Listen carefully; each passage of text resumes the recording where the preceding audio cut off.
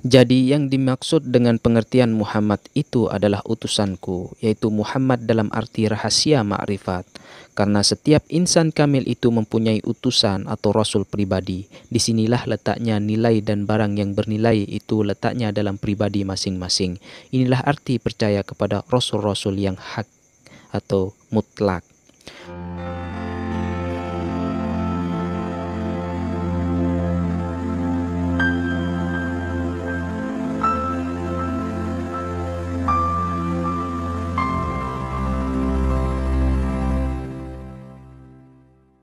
Bismillahirrahmanirrahim. Assalamualaikum warahmatullahi wabarakatuh. Liridallahu ta'ala bisyiril fatihah. Bismillahirrahmanirrahim. Alhamdulillah. Amin. Subhanaka la ilma lana illa ma 'allamtana innaka antas samiul alim. La haula wala quwata illa billahil aliyil azim. Qala al-musannif ibrahimakumullah. Ilahi anta mashhudi wa ridhaka matlubi i'tini muhibbataka wa ma'rifataka. Sahabatku, saudaraku, sikir penjalin dimanapun Anda berada, semoga kalian dalam keadaan sehat walafiat, dalam keadaan sadar, dalam keadaan selalu mengikuti kehendak Allah Subhanahu wa Ta'ala yang muncul dalam batinmu. Alhamdulillahirabbil alamin. Kesempatan malam hari ini saya ingin membagi wawasan keilmuan mengenai ilmu jati diri, ilmu pengenalan Allah, yaitu ma'rifatullah, yang dalam hal ini akan kami berikan asumsi pembahasan mengenai rukun agama. Ada 4 pasal. Bismillahirrahmanirrahim. Agama yang dalam hal ini akan kita bahas adalah agama Islam. Agama Islam adalah agama yang disebut agama yang murni. Kemurnian agama ini dibarengi oleh 4 rukun, yaitu yang pertama rukun syariat, kemudian rukun tarekat, kemudian rukun hakikat, dan rukun ma'rifat. Tanpa ada 4 macam ini bukan dinamakan agama. Pokok yang 4 inilah yang disebut daripada ma'rifat. Ma'rifat itu adalah kumpulan daripada syariat, tarekat, hakikat. Itulah yang disebut ma'rifat. Syariat artinya kenyataan sejati, kenyataan hidup sejati. Tarekat artinya jalan untuk menuju atau menyempurnakan syariat atau kenyataan sejati tersebut. Hakikat adalah kebenaran yang sejati dan mutlak akan syariat itu sendiri. Saudaraku sigar penjalin yang dirahmati Allah Subhanahu wa Ta'ala. Jadi kumpulan ilmu pengetahuan tentang syariat dan kesediaannya dengan tarekat akhirnya akan bertemu dengan hakikat. Itulah yang disebut daripada ma'rifat. Maka nyatalah kepada kita bahwa ma'rifat itu adalah gabungan daripada ilmu fikih, ilmu usuluddin, ilmu tasawuf, kumpulan daripada mantik, keindahan, dan cinta. Dengan demikian, hanya 4 pasal inilah yang menyempurnakan daripada agama Allah di dalam dunia ini. Jadi, tanpa yang 4 ini, semua amal pasti ada syariatnya, tarekatnya, hakikatnya, dan ma'rifatnya. Seperti dalam rukun Islam ada 5 perkara. Yang pertama syahadat, kemudian yang kedua solat, puasa, zakat, dan haji. Di dalam hakikat penyempurnaan daripada rukun Islam itu sendiri, maka akan disusun menjadi 4 bagian sesuai dengan rukun agama itu sendiri. Yang pertama syahadat. Syahadat itu adalah tersusun atas 4 perkara. Yang pertama syariat syahadat, kemudian tarekat syahadat, kemudian hakikat syahadat, dan ma'rifat syahadat. Begitu juga dengan solat, puasa, zakat, dan haji mempunyai syariatnya, hakikatnya, tarekatnya, dan ma'rifatnya. Untuk itu akan dibahas secara rinci dan secara mendalam bagaimana syariat daripada kelima rukun Islam itu sendiri. Bismillahirrahmanirrahim. Kita akan uraikan satu persatu daripada syariat, tarekat, hakikat, dan ma'rifat daripada rukun Islam itu sendiri. Yang pertama adalah syahadat. Adapun syariat syahadat itu adalah mengucap dengan lidah. Mengucap dengan lidah yaitu dalam artian syahadat tauhid dan syahadat rasul yang berbunyi asyhadu an la ilaha illallah wa asyhadu anna muhammadar rasulullah. Yang kemudian tarekat syahadat itu ialah pada solat sejatinya sedang melakukan tajalli kepada Allah Subhanahu wa Ta'ala. Kemudian hakikat daripada syahadat ialah hidup atau hayat yang sesungguhnya, hidup kita yang sebenar-benarnya. Kemudian makrifat syahadat itu ialah agar supaya merasa dan melingkupi yang mencorong itu dengan zat dan sifat Allah Subhanahu wa taala. Yang kedua, kita akan membahas mengenai uraian tentang sholat. Syariat sholat itu ialah saat kita berdiri, ruku, sujud, dan lain sebagainya. Kemudian tarekat sholat ialah tetap saja dalam kita sedang sholat sejatinya ialah tajalli Allah Subhanahu wa taala secara mutlak. Yang ketiga, hakikat sholat ialah tetap jelas adanya alif, lam, awal, lam, akhir, ha. Katakanlah Allah, tak salah lagi. Kemudian makrifat sholat ialah harus sampai bertemu dengan Nur Muhammad itu. Itulah sholat sejatinya sebelum kita ini tahu dia sudah ada. Kemudian kita akan membahas yang rukun Islam yang ketiga, yaitu puasa. Adapun syariat puasa itu ialah kita sudah maklum adanya, yaitu menahan lapar, dahaga, nafsu, dan lain sebagainya. Kemudian tarekat daripada puasa ialah menyatu dengan tajalli Allah Subhanahu wa taala. Kemudian hakikat puasa ialah puasa yang bergelimang dengan nafsu angkara murka dan supaya kita berdiri dengan nafsu zat hak Allah Subhanahu wa taala.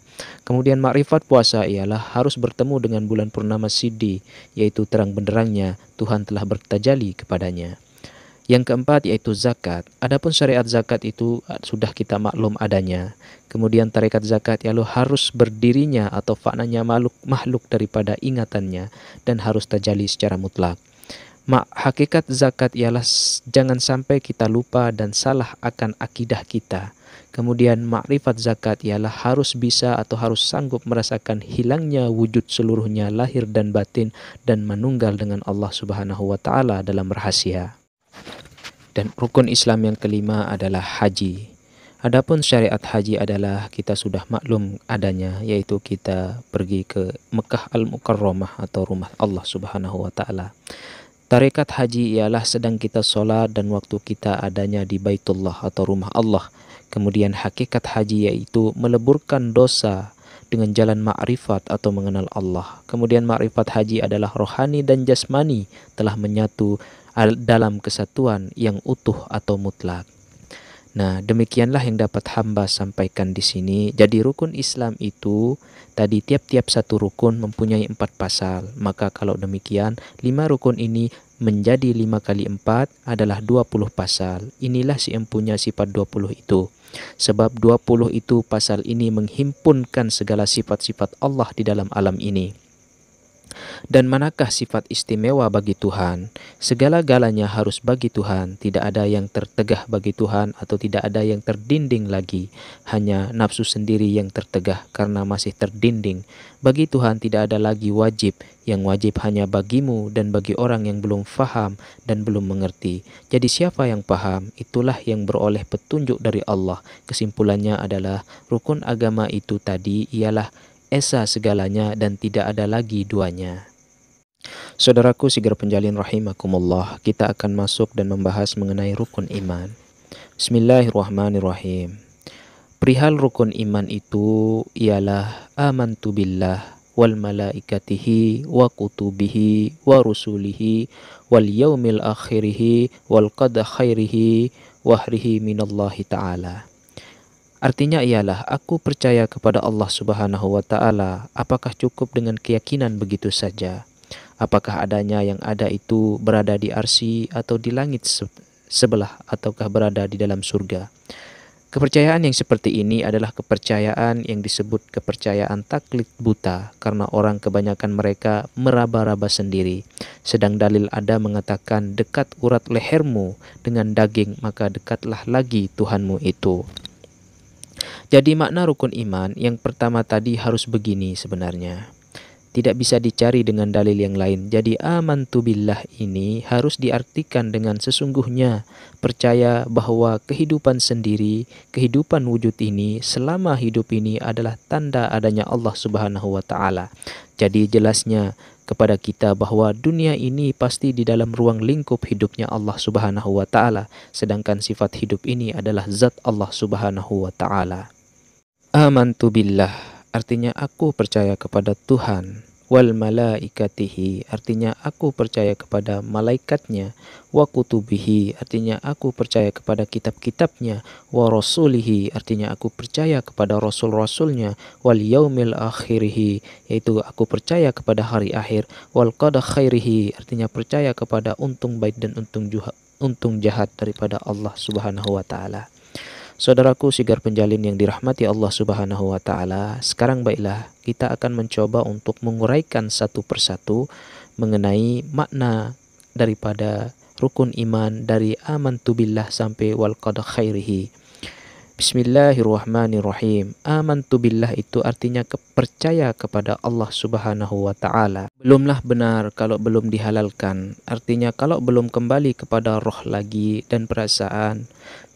Dalil sudah jelas mengatakan bahwa Tuhan lebih dekat kepadamu daripada urat lehermu sendiri.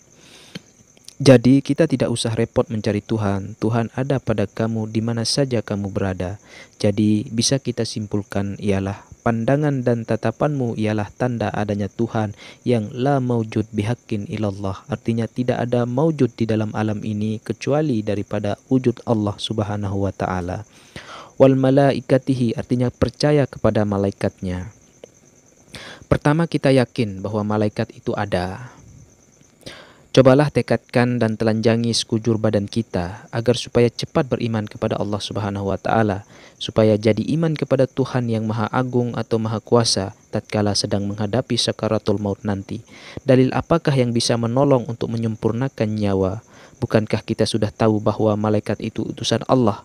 Jelaslah sudah dengan usiknya utusan dan hiduplah yang memerintahkan, biarpun sehelai batu usiknya, begitu pula bertambah panjangnya bulu itu, bahwa sedang tidur itu pun juga bulu memanjang akan tetap berlalu. Nah begitulah kenyataan malaikat pada diri kita ini, tidak akan hilang dengan badan kita ini, siang dan malam terus bekerja tiada hentinya. Jadi usiknya dalam melihat, mendengar, mencium dan berbicara, mendoanya ialah Jibril, Mikail, Israfil dan Izrahil. Kemudian wa kutubihi, artinya percaya kepada kitab-kitab Allah Subhanahu wa taala. Jadi yang benar-benar percaya kepada kitabnya itu seperti Al-Qur'an, hanya dirangkap dengan wujud kita ini. Jadi begini, kalau kita belum mengetahuinya, kita harus percaya kepada takdir yang sudah tertulis kepada diri kita sendiri. Kita harus yakin dengan adanya takdir Tuhan itu. Tulisan wujud kita ini yang sesungguhnya. Kalau kita sudah ainul yakin dan hakul yakin, kita bisa sabar dan menghadapi apapun juga, karena pohon ilmu itu adalah sabar dan ridho. Tentunya sudah tertulis di Lauhul Mahfuz. Jadi iman kepada kitab-kitabnya itu bersifat umum. Persoalan di luar Alkitab manusia tidak ada yang tahu, terkecuali Allah. Memang ada persoalan di luar kitab tetapi amat sulit untuk mencapainya. Itulah yang disebut daripada maksyaf, yang tiada huruf, tiada suara dan tiada kata-kata. Ini adalah rahasia yang amat dalam dan amat dahsyat, dan tidak seorang pun yang mendapatkannya kecuali Tuhan sendiri. Kehendak Tuhan tidak ada yang menghalanginya. Dia sanggup merubah yang tiada dapat dirubah oleh makhluk, sedang perubahan yang ada pada makhluk itu adalah perubahan pada sang kamu saja. Tuhan kuasa menghidupkan yang mati dan mematikan yang hidup. Fahamkan wahai sekalian, saudaraku. Kemudian kita lanjut dengan wa rasulihi, artinya percaya kepada rasul-rasulnya. Memang kita percaya kepada nabi-nabi dan rasul-rasul, itu pun tak ada salahnya. Memang dalam bentuknya memang demikian, tetapi karena sudah pada wafat semua, sudah lestari, maka tinggal percaya itu berbalik kepada wujud, yaitu kepada hakikat badan yang jadi utusan hidup kita pribadi. Beginilah tekad kita sesungguhnya percaya kepada rasa wujud kita itu sendiri, seperti melihat, mendengar, mengucap, dan mencium. Coba saja kita rasakan bagaimana kita tidak percaya kepada wujud kita ini. Kalau kita mencicipi garam, sudah tentu kita merasa asin, tidak mungkin yang lainnya. Demikian pula dengan yang lainnya, seperti mendengarkan, kemudian tidak mungkin salah lagi juga seperti penglihatan, penciuman, dan pengecap. Semuanya dapat kita fahami dengan perasaan kita. Disinilah orang yang banyak tidak faham arti Rasul yang sesungguhnya. Padahal Rasul atau utusan itu ada pada kita jua. Makanya kita kalau mengatakan dua kalimat syahadat itu harus tahu rahasianya. Kalau tahu mengatakan aku naik saksi, tiada Tuhan melainkan aku dan Muhammad itu utusanku, maka kita pun demikian pula adanya. Kalau lain daripada itu, maka tersalahlah makrifat kita. Orang kebanyakan salah memahami tentang arti Rasul yang sebenarnya, maka mengira Rasul itu hanya ada pada nabi-nabi seperti Nabi Muhammad. Jadi yang dimaksud dengan pengertian Muhammad itu adalah utusanku, yaitu Muhammad dalam arti rahasia makrifat. Karena setiap insan kamil itu mempunyai utusan atau rasul pribadi. Disinilah letaknya nilai dan barang yang bernilai itu letaknya dalam pribadi masing-masing. Inilah arti percaya kepada rasul-rasul yang hak atau mutlak. Wal yaumil khairihi artinya percaya kepada hari akhir, yaitu hari kiamat atau hari pembalasan. Kiamat besar hanya kita yakini dan kiamat kecil dapat kita rasakan masing-masing. Pertama, kiamat diri, yaitu hancur leburnya ke dalam nur Muhammad dan hingga sirna dan tuntas sampai tiada merasa lagi memiliki wujud lahir dan batin. Dan akhirnya menunggal dengan kemaha-agungan Tuhan atau menunggal dalam rahasia. Dan kiamat diri yang kedua ialah dikala sakaratul maut telah tiba. Inilah yang disebut kiamat sugro, sedangkan kiamat kubro adalah kiamat yang sebenarnya. Inilah pengertian yaumil khairihi itu tadi. Wal qadari khairihi artinya percaya kepada untung baik dan untung jahat datang daripada Allah jua. Maksudnya di sini adalah segala perbuatan yang berlaku di alam ini adalah perbuatan Allah Ta'ala. Allah yang menjadikan kamu dan barang perbuatan kamu, dan yakinlah kita bahwa kita ini tidak mempunyai daya dan upaya kecuali dengan kudrat dan iradat Allah Subhanahu wa Ta'ala jua adanya. Maka dengan adanya rukun iman yang keenam ini tentulah kita menjadi sadar akan diri kita ini. Kesadaran ini timbul karena makrifat, dan makrifat itu timbul karena terbukanya hijab-hijab yang tersembunyi di dalam diri kita itu sendiri. Saudaraku sigar penjalin rahimakumullah. Orang ahli hakikat yang telah lupa kepada makhluk karena langsung melihat Allah Raja yang hak. Mereka lupa dengan sebab musabab karena teringat kepada yang menentukan dan yang menjadikannya. Orang ini sebagai hamba yang menghadapi hakikat yang nyata baginya, terang cahayanya dan sedang berjalan pada jalannya. Telah sampai kepada puncaknya, hanya ia sedang tenggelam dalam alam cahaya, sehingga tidak kelihatan bekas-bekas makhluknya lagi dan lebih banyak lupanya terhadap alam daripada ingatannya kepada makhluk.